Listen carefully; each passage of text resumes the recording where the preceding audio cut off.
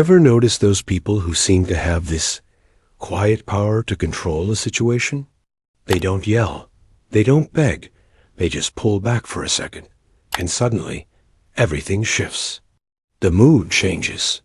People start wondering, even chasing after them. Now, imagine if you could do that. If you stopped reacting to every little thing, choosing silence over anger, stepping back instead of exploding, what do you think would happen? That's where the secret is. The moment you stop being so emotionally available, so ready to jump in, physically or mentally, the world around you starts panicking. Why? Because up until now, people have controlled you through your reactions, through your easily triggered emotions, through your predictable habits. But the second you choose silence, the game changes. The people who thought they had you figured out suddenly realize they don't really know you at all. Carl Jung once said, "Everything that irritates us about others can lead us to an understanding of ourselves." So think about it. When you stop being so available, who freaks out the most? Who gets pissed? Who tries to bait you into reacting? Their reactions. They say way more about them than they do about you. And most importantly, they prove that, without you even realizing it, you've been playing their game. You keep sacrificing yourself to please people, to keep the peace, to hold on to people who, let's be honest, were never really there for you. Every time you say yes when you mean no, every time you react on impulse, every time you let your emotions spill out unchecked, you're handing over pieces of your energy. And in the end, all that's left is exhaustion, frustration, a hollow feeling you can't even explain. But let me tell you why. Because you've made yourself too available to people who don't deserve a single drop of your peace. This video isn't about running from reality. It's about choosing yourself. It's about what Carl Jung called individuation, the process of becoming a whole, authentic, fully realized person. And it all starts when you realize something powerful. Sometimes, silence shakes things up more than 1,000 words ever could. Stepping back, not because you're running away, but because you know, is proof of real strength. So let me ask you this. Look me in the eyes. How much longer are you going to let other people's emotions control you? How much longer will you be the puppet that jerks into action every time someone pokes at your old wounds? Maybe it's time to cut those strings. Take a step back. Become the mystery that makes people wonder. Because the moment you stop being always available, everything changes. Since childhood, you've been conditioned to be on, to respond quickly, to say yes when you mean no, to shrink yourself for others. You've been taught that your worth is measured by how accessible you are. But let me be brutally honest. You're over. Availability isn't a virtue. It's a prison. As long as you feel obligated to be reachable, emotionally and physically, you'll keep getting used, drained, and then forgotten the second they get what they want. Why? Because predictable. People become tools. You're their emotional panic button. They press you when they need attention, validation, or an escape. And once they're satisfied, you get put back on the shelf like an object. The cruel irony? You don't even realize it because you're trapped in this illusion. If I'm always there for everyone, they'll be there for me too. But life doesn't work that way. Jung said our personalities are often just masks, worn to be accepted and loved. And that mask? It's what makes you too easy to access. You say, "I'm fine," when you're drowning. You reply to texts instantly, even when exhausted. You over-explain, defend yourself, like the world owes you some grand apology. But here's the truth. The more you star in someone else's show, the more you disappear from your own. Being always available is just a sneaky form of self-abandonment. Way to chase validation, avoid rejection, or control how others see you. But the cost? Your peace. Your vital energy, finite, yet given away like it's endless. The people who demand your constant availability, they don't need you. They need what you give: validation, comfort, entertainment. The second you change, set boundaries, stop reacting, they'll accuse you of changing or call you selfish. Not because you're wrong, but because you're no longer usable. Here's an unbreakable rule. The easier you are to access, the less people value you. Anything overabundant becomes cheap. No one treasures what's always there without effort. So, pause. Ask yourself, who actually deserves your time? Your attention? Or even your absence? But before you answer, we need to dig deeper. Why do we overreact so easily? Why is our first instinct to meet everyone's expectations? The answer lies in what Jung called psychic energy. And that we'll explore next. Because your energy is your most valuable currency. If you don't learn to protect it, others will use it against you. Here's the big question. Are you consciously directing your life's energy, or are you letting the world drain you dry? Every time you react impulsively, defend yourself against meaningless criticism. Engage in pointless arguments just to prove you're right, or exhaust yourself pleasing people who don't appreciate you. That's your psychic energy being wasted on things that don't serve you. As Jung observed, what you resist persists. The more you react, the more trapped you become. Emotionally drained people aren't weak, they're just misdirected.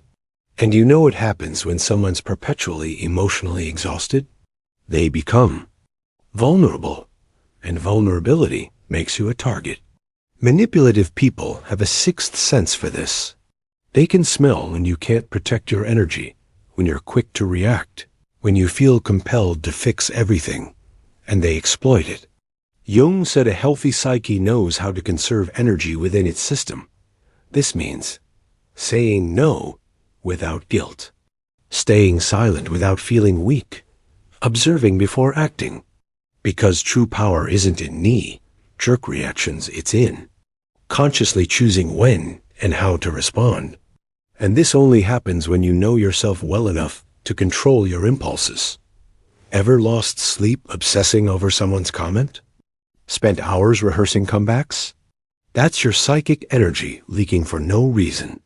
You're resurrecting ghosts that should stay dead, feeding dramas that would die if you stopped reacting. Psychic energy works like a magnetic field. Guard it well, and you can command respect in a room without saying a word.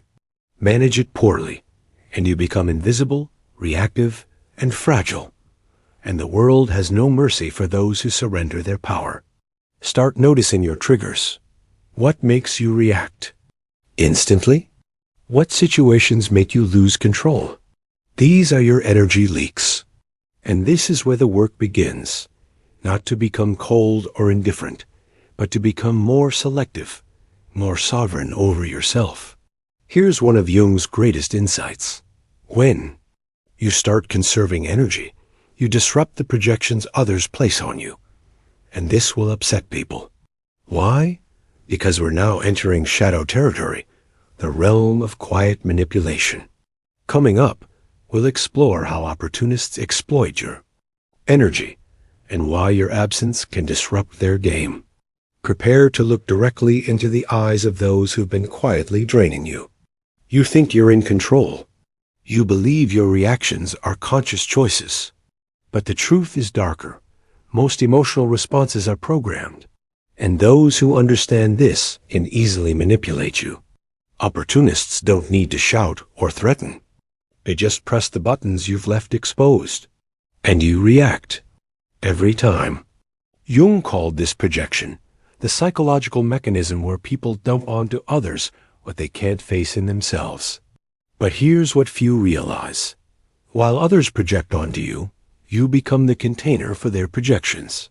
The more emotionally reactive you are, the more you become a blank canvas for their paintings. Know that friend who only shows up when they need help? The colleague who always makes you the savior? The person who praises you only when you're useful? This isn't coincidence. This isn't about you. It's about the role you've agreed to play. And why do you agree? Fear of disappointment. Fear of being unlovable. Fear of abandonment. The most effective. Manipulation isn't loud. It's the silent guilt trip when you feel indebted, obligated to always be available, always helpful, always understanding, even as it destroys you from within. Here's the core truth. Manipulators don't need to control you. They just need you to keep reacting the same way. But when you stop reacting, the game ends. When you start saying no, responding with silence, withdrawing instead of over-explaining, their projections collapse. The mask they've placed on you falls off. This makes them uncomfortable because they no longer recognize you.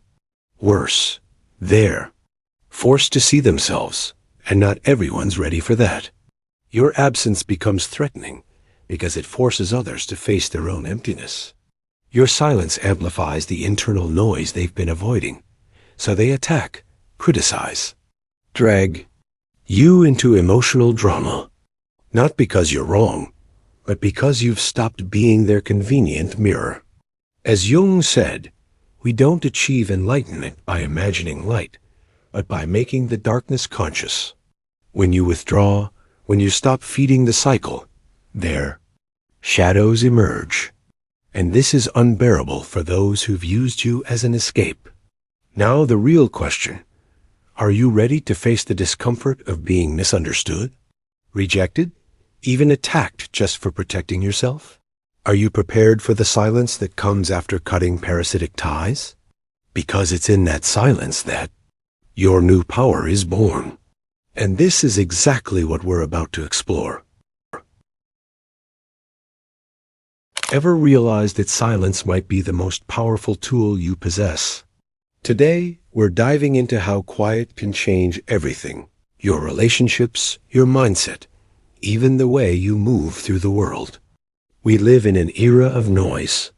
Everyone's shouting to be heard, rushing to react, desperate to win arguments, even if it costs them their peace. But there's an untapped strength few recognize, and even fewer master. The art of strategic silence. Not the silence of fear or surrender, but silence by choice. Active, intentional quiet. As Carl Jung taught, silence isn't emptiness, it's where real transformation happens. When we stop reacting, we start observing. And in that space, patterns emerge. The manipulative games people play, self-sabotaging habits we never noticed, emotional cycles we're stuck in. Silence acts like a magnifying glass, revealing what was always there. And that's what control seekers fear most. Ever notice how certain people panic when you stay quiet? When you don't rush to explain yourself? That's not affection. It's because your silence steals their leverage. If you're reacting, you're still playing their game. But when you choose silence, you rewrite the rules. And that terrifies them, because suddenly they've lost their grip. True silence isn't just not speaking. It's mastering your own energy. Refusing to be swept into others' emotional currents. Choosing consciously which battles are worth fighting. Jung said becoming your true self, individuation, requires this distance. Because only in quiet can you hear your inner voice without the world's static. But warning, silence has consequences. You'll lose people who only valued the role you played for them. Be misunderstood by those who've always projected onto you. Be called cold, arrogant, or uncaring. And those reactions prove one thing.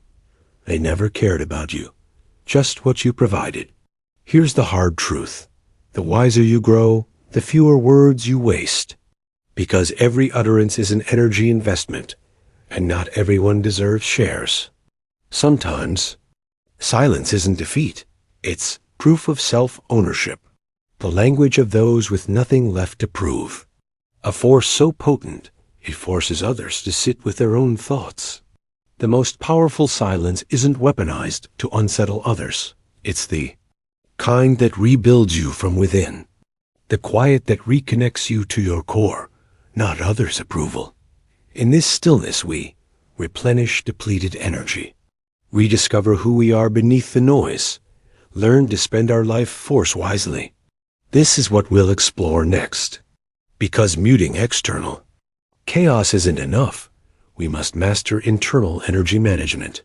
If you're working to reclaim control of your focus, set unshakable boundaries, return to your authentic self, Jung's insights will be your compass. But remember, knowledge without action is dead weight. Real change starts when you dare to say no when you mean no. Pause before responding. Opt out of empty conversations. Walk away from spent relationships. Intentional silence doesn't make you heartless.